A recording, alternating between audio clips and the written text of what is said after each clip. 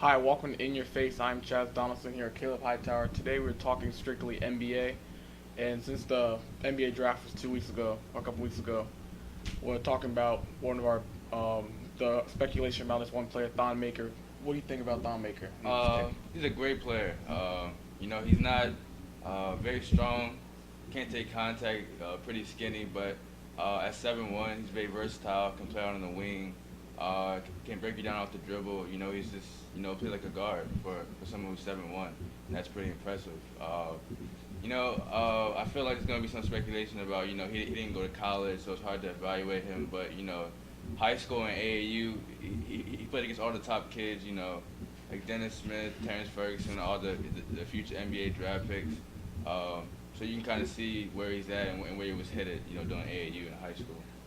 I disagree with you. I think Don Maker is going to be a bust in the NBA, strictly because he's 7'1", and as we saw with Greg Oden, 7 feet, and Yao Ming, 7 feet players, they don't seem to last long because their knees go bad, and also because of speculation about his age. If you were to Google it, it would say he's 19, but there's also speculation saying that he's 23 because he was born in Sudan, so they sent him back because of his education. So also, you want a young, to get a 7-foot player, you want a young one.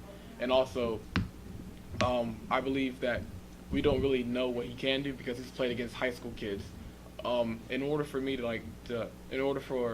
be sure that he would be a thing in the NBA, I have to see him play against the Denzel Valentines, the Mark Ingrams and Ben Simmons to the draft, so I can compare them to them. But if Ben Simmons was to play high school at his level now, I feel that he would be more of an impact than Thon Maker was.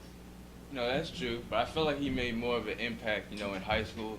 A lot of kids already out of high school, because the new rule, college is mandatory.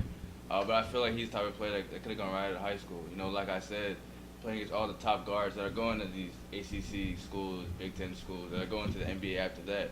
So I know it's hard to evaluate him because he didn't go to college, but I still feel like, he was ready. He was at that level. And he is older. It does help with experience. And I know he played last year at Canada, so it's hard to evaluate the competition. But he also played with Jamal Murray, who's currently in the NBA. I played with him for, I think, about 2 years. So that was good. So he got to play with somebody who's in the NBA, mentor him, tell him what it's like. I just feel like he can make a big impact this year. All right, and let's talk about Derrick Rose. The recent discussion, Justin, he got traded to the Knicks. Do you think he'll help the Knicks or hurt them? I think he'll hurt him. You can never really tell. Stat-wise, the year he won the MVP, which was 2011, he averaged 26 points. Last year, he only averaged 18 points. So it's just hard to really tell. And plus, the Knicks trying to get Kevin Durant, already have Melo. It's tough to evaluate because he hasn't been playing with a lot of people that are talented as those players. So are they going to gel? Are they going to get the ball enough? How's that going to work out? I believe he's going to help the Knicks strictly because they need a point guard. They need to take someone to take the pressure off of Carmelo Anthony because he can't do it by himself. He's proved that. Couldn't do it in Denver. He can't do it in New York. I believe Derrick Rose will be that person. I don't believe they'll make playoffs this year, but I do believe they will. I do believe they will be top 10.